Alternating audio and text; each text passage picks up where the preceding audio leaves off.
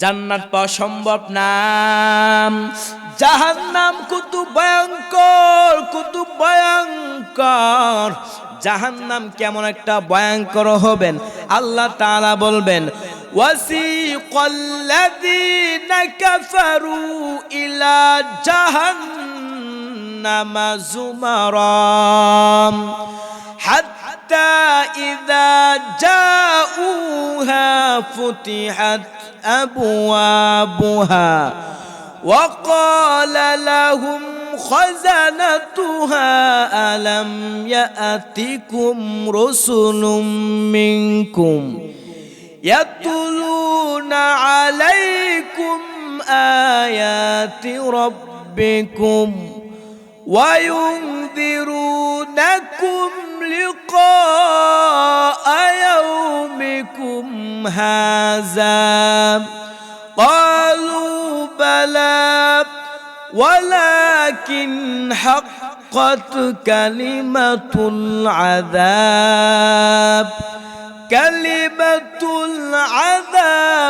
على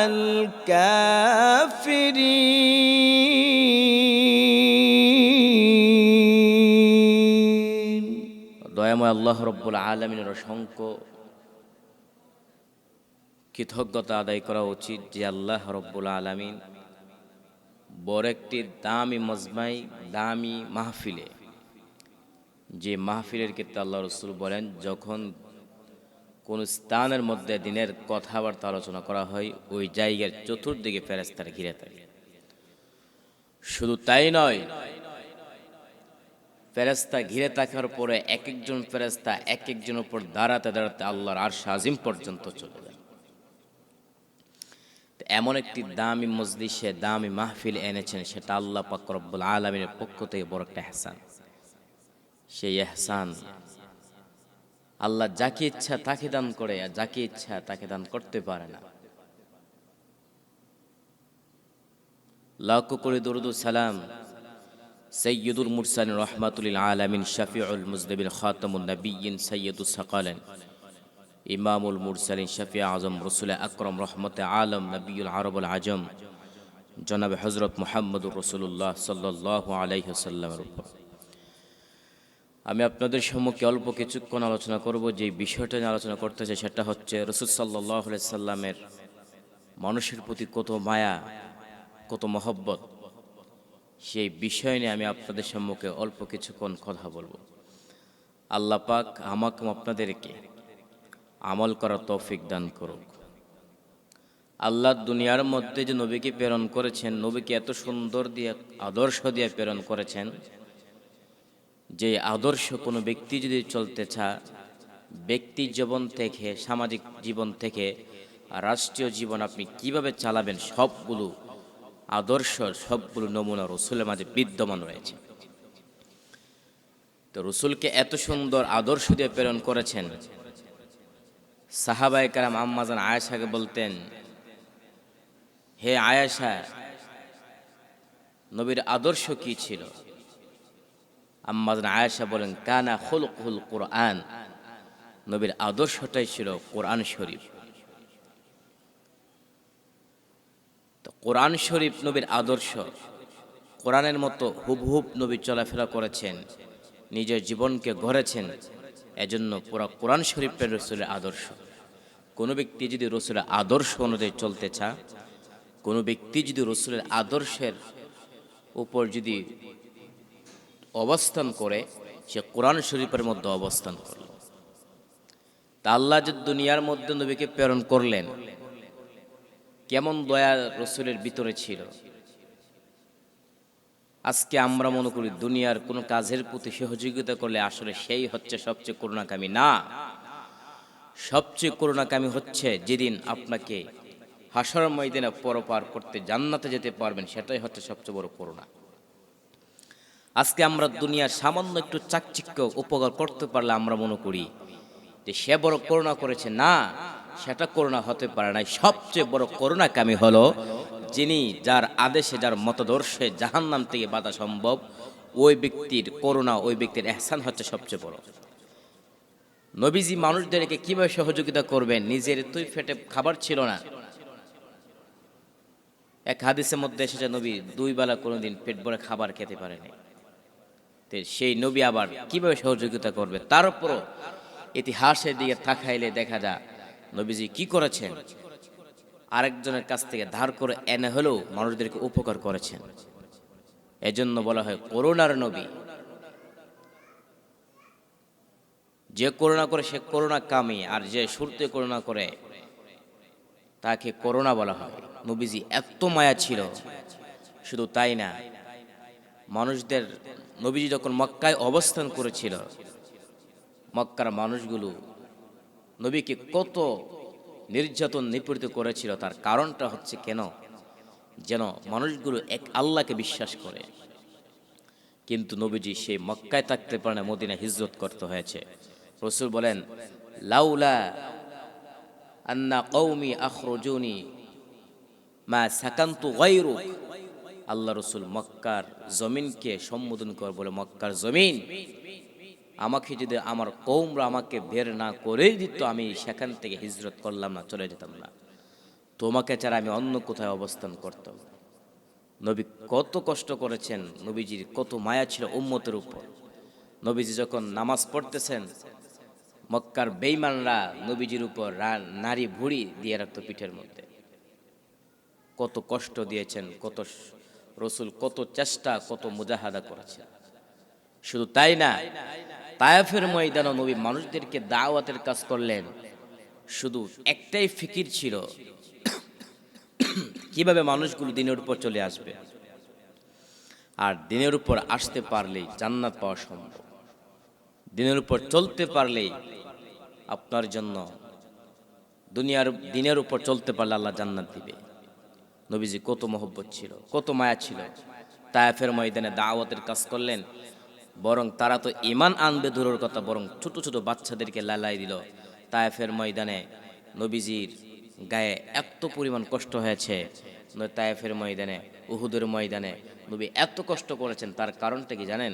সবচেয়ে করুণাকামী, তার ইচ্ছা ছিল, মায়া মোহব্বত ছিল, বিনয় ছিল, যে ওই সমস্ত মানুষদেরকে যদি জান্নাতে নিতে পারি, তাদের জীবনটা সফলতা চলে আসবে।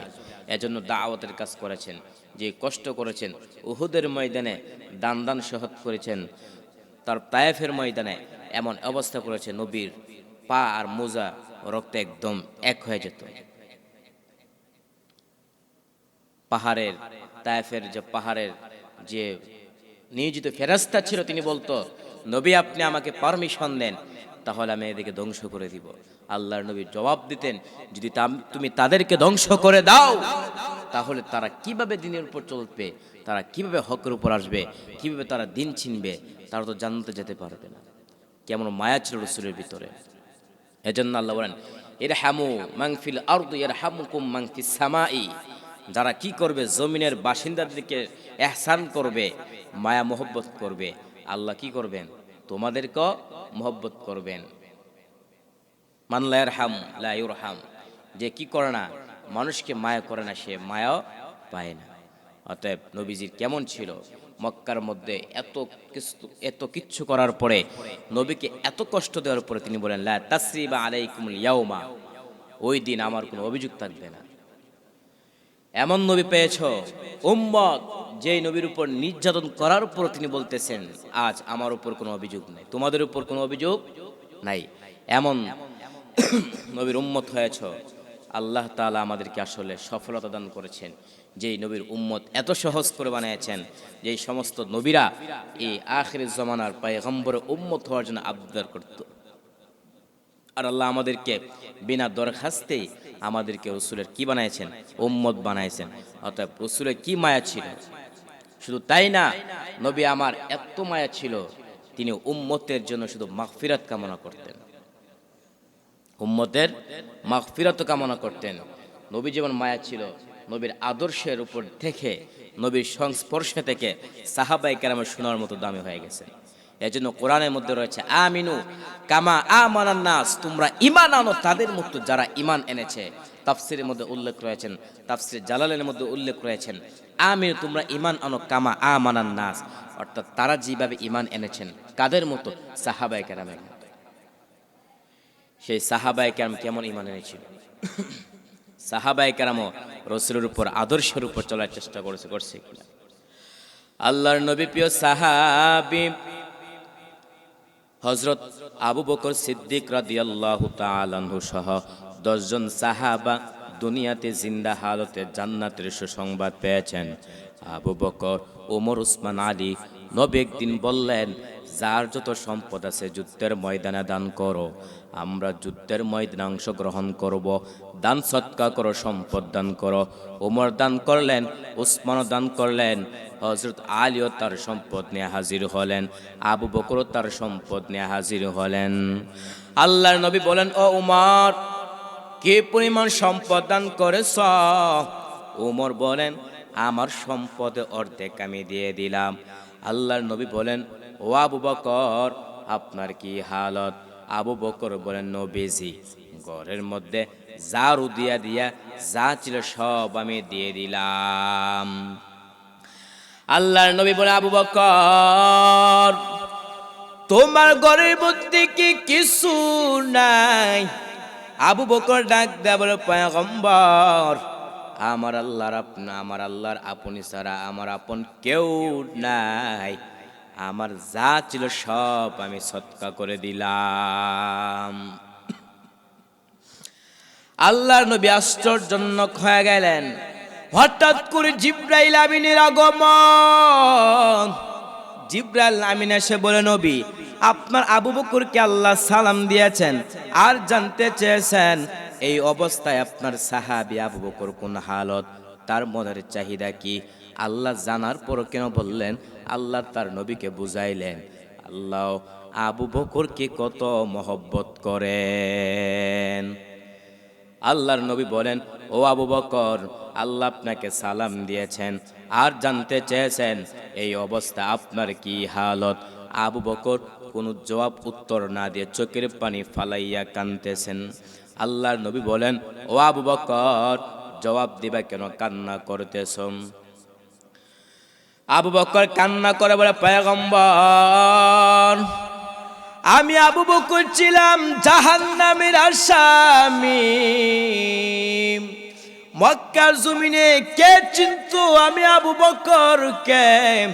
কিন্তু আপনার সহবতে থাকার কারণে আল্লাহ আমাকে এত সম্মান দান করেছেন। আল্লাহ আমাকে এত সম্মান করার কারণে আল্লাহ নিজে সালাম পাঠাইছেন। নবীর আদর্শ অনুযায়ী সাহাবায়ে কেরাম চলেছেন। নবীর মায়া যেমন ছিল দ্বীনের জন্য, সাহাবায়ে কেরাম কি করেছেন? দ্বীনের জন্য তো মায়া ছিল কিনা? এজন্য আমাদের কি করতে হবে? দ্বীনকে মহব্বত করতে হবে, দ্বীনের উপর চলতে হবে। রাসূল উম্মতের জন্য কেমন টেনশন ছিল, উম্মতের জন্য কেমন মায়া মহব্বত, এই মহব্বত যদি আমি আপনি বজায় রাখতে পারি তাহলে অবশ্যই হাশরের ময়দানে নবীজির শাফাত আমরা পাবো কি পাবো না? অবশ্যই পাবো। ওরে নবীর উম্মত, যেই নবী আমার উম্মতের জন্য এত মহব্বত করেন। আম্মা জান আয়েশা বলেন, সাহাবায়ে কেরামকে লক্ষ্য করে বলেন, ও সাহাবায়ে কেরামের দল, যদি তোমরা নবীকে জাগ্রত দেখতে চাও, পয়গম্বরকে তোমরা জাগ্রত দেখবা। যদি তোমরা নবীকে তোমরা ঘুমন্ত অবস্থায় দেখতে চাও, তাহলে তোমরা নবীকে ঘুমন্ত অবস্থায় দেখবা। তার কারণটা কি? নবীজি উম্মতের জন্য এই টেনশন, এই ঘুমন্ত এক জাগ্রত থাকতেন। ওরে নবীর উম্মত, নবী আমার কেমন উম্মতের জন্য মাগফিরাত কামনা করেন। আম্মা জান আয়েশা বলেন, আমি এবং রাসূল একই বিছানার মধ্যে শুয়ার পর হঠাৎ করলাম, দেখলাম নবী আমার কাছে নাই। আমি নবীকে খুঁজার জন্য হাঁটতে হাঁটতে জান্নাতুল বাকির মধ্যে গিয়ে দেখলাম মায়ার নবী আমার জান্নাতুল বাকির মধ্যে উম্মতের মাগফিরাত কামনা করতেছেন। শুধু তাই না, নবী আমার জান্নাতুল বাকির মধ্যে উম্মতের মাগফিরাত কামনা করতেছেন। নবী আমার জান্নাতুল বাকির মধ্যে আল্লাহর কাছে উম্মতের মাগফিরাত কামনা করেন আর বলতেছে, আল্লাহ ইন তুআযিবহুম ফাইন্নাহুম ইবাদুক, ওয়া ইন তাগফির লাহুম ফাইন্নাকা আনতাল আজিজুল হাকীম। ও আল্লাহ, যদি আপনি তাদেরকে ক্ষমা করে দেন, তারাই তো আপনার বড় বান্দা। তাদেরকে যদি আপনি শাস্তি দেন, তারাই তো আপনার বান্দা। ওয়া ইন তাগফির লাহুম, যদি আপনি তাদেরকে ক্ষমা করে দেন, আপনি তো হচ্ছে প্রজ্ঞাময় পরাক্রমশালী। আরে নবীর উম্মতের দল, যেই নবী আমার উম্মতের জন্য মাগফিরাত কামনা করে, যদি আমি আপনি নবীর আদর্শ না মানতে পারি, তাহলে আমাদের জীবনটা সফলতা আসবে না। ওরে নবীর উম্মত, যেই নবী আমার উম্মতের জন্য এত টেনশন করেন, উম্মতের জন্য এত মায়া, যদি ওই নবীর সুপারিশ না পাই, জান্নাত পাওয়া সম্ভব? অগণবীর উম্মতেরা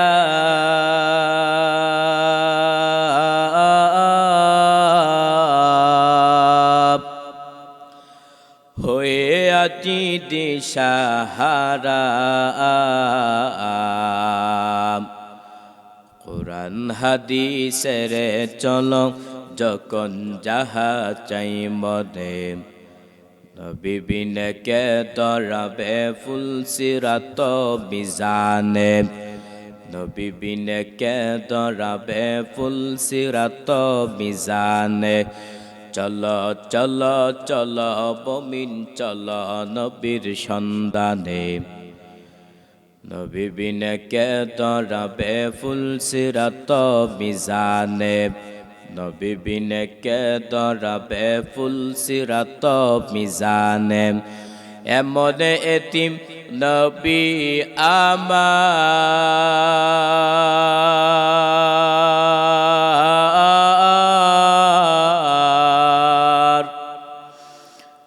পিতা মাতা নাই যে তাহার,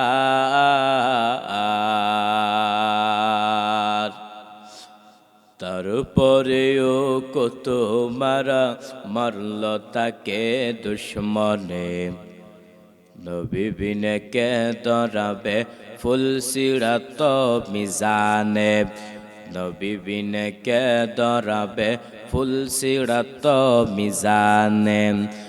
নবী আমার জীবন ভরে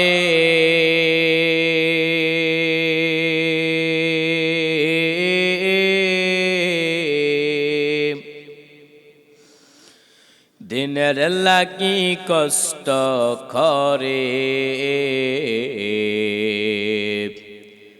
দান দান শহীদ করিল, দান দান শহীদ করিল উহুদের ওই ময়দানে, নবী বিনে কে দরাবে ফুল সিরাত মিজানে, নবী বিনে কে দরাবে ফুল সিরাত মিজানে।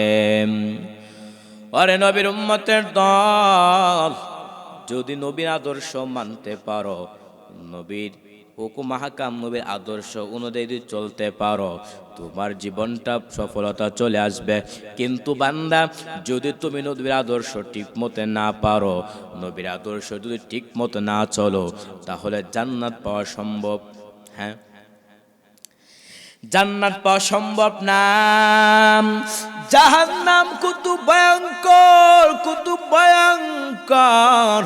জাহান্নাম কেমন একটা ভয়ঙ্কর হবেন, আল্লাহ তাআলা বলবেন, ওয়াসিকাল্লাযীনা কাফারু ইলা জাহান্নামা যুমারাম হাত্তা ইযা জাউহা ফুতিহাত আবওয়াবুহা ওয়া ক্বালা লাহুম খাযানাতুহা আলাম ইয়াতিকুম রাসূলুম মিনকুম ইয়াতুলুনা আলাইকুম আয়াতি রাব্বিকুম ওয়া ইউনযিরুনাকুম লিকাআ ইয়াউমিকুম হাযা ক্বালু বালা ওয়ালাকিন হাক্কাত কালিমাতুল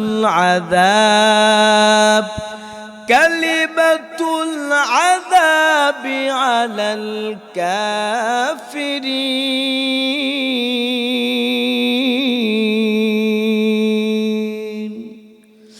হাসরের মাঠে জাহান্নামীদেরকে জাহান্নামে হাঁকি দেওয়ার পর, জাহান্নামীদেরকে জাহান্নামের কাছে নেওয়ার পর জাহান্নামের প্রহরী জাহান্নামীদেরকে বলবেন, আজকের বিষয় সম্পর্কে তোমাদেরকে কেউ কিছু বলে নাই। আজকে তোমরা জাহান্নামে যাইবা, আল্লাহর কাছে সাক্ষাৎ গ্রহণ করবা, তোমাদেরকে কি এই সতর্করূপ কেউ কিছু বলে নাই? জাহান্নামীরা বলবেন, ক্বালু বালা, অবশ্যই তারা বলেছিল, ওয়ালাকিন হাক্কাত কালিমাতুল আযাব, অবশ্যই নিশ্চয় আজকে কাফেরদের উপর আযাব অবধারিত। ওরে নবীর উম্মতের দল, আল্লাহর আযাব বড় ভয়ঙ্কর। কোন ব্যক্তি যদি বলে আমি আযাব সহ্য করতে পারবো, ওই ব্যক্তির কথা সত্য হবে না, ওই আল্লাহর বান্দার কথা সব মিথ্যা হবে। ওরে নবীর উম্মত, জাহান্নাম কেমন একটা ভয়ঙ্করের মাঠ হবে, তার আগে হাসরের মাঠটা কেমন একটা ভয়ঙ্করের মাঠ হবে। বর্তমানে একটা সূর্য 30 কোটি 9 লক্ষ মাইল উপরে সূর্য, কিন্তু এখন সূর্য নাই। হাসরের ময়দানে আল্লাহ সূর্যকে বলবে, সূর্য তোর যত তাপ আছে তুই জমিনে ছেড়ে দে। সূর্যের তাপে জমিনটা হয়ে যাবে তামা, গুনাহগারের মগজ বাতের মারের মতো টকবক করে ফুটতে থাকবে। শুধু তাই না, অন্যদিকে জাহান্নাম কঠিন হুঙ্কার মারে। ফেরেশতারা বলবে আল্লাহ, জাহান্নাম আল্লাহ ফেরেশতাকে বলবেন, ফেরেশতার দল তোমরা জাহান্নামকে ধরো। ফেরেশতারা জাহান্নামকে ধরে রাখতে পারে না। আমার আল্লাহ তাআলা কুদরতি হাতের মাধ্যমে সামান্য একটু পানি জাহান্নামের মধ্যে সেটা দেওয়ার পর জাহান্নাম কঠিন হুঙ্কার মারে না। ফেরেশতারা বলবে, আল্লাহ এ কেমন পানি দিছ? এটা কি আবে হায়াতের পানি না জমজমের পানি না কাউসারের পানি? আল্লাহ তাআলা বলবে, ফেরেশতা দল এটা জমজমের পানিও না, কাউসারের পানিও না, আবে হায়াতের পানিও না। ওই পানিটা হলো আমার আখিরি জামানার পয়গম্বরের উম্মতের চোখের পানি। আমার বান্দা আমার উম্মতের, আমার পয়গম্বরের উম্মতের চোখের পানির ফলানোর মাধ্যমে জাহান্নাম থেকে বাঁচা সম্ভব। ওরে নবীর উম্মত, জাহান্নাম থেকে আমাদের বাঁচতে হবে। জাহান্নামের জন্য আমরা তো চোখের পানি ফালাইয়া কাঁদি না, কাঁদতেছি। মুসা পয়গম্বর আল্লাহর কাছে বলে, আল্লাহ আপনার কাছে একটা পাথর জাহান্নাম থেকে মুক্তি পাওয়ার জন্য আবদার করেছেন। আল্লাহ মুসাকে বলে, মুসা পাথরকে তুমি সুসংবাদ তুমি জানায়া দাও, আমি পাথরকে জাহান্নামের মধ্যে দেব না। আল্লাহর পয়গম্বর মুসা পাথরকে বলল, আল্লাহ তোমাকে জাহান্নাম থেকে মুক্তি দিয়েছেন।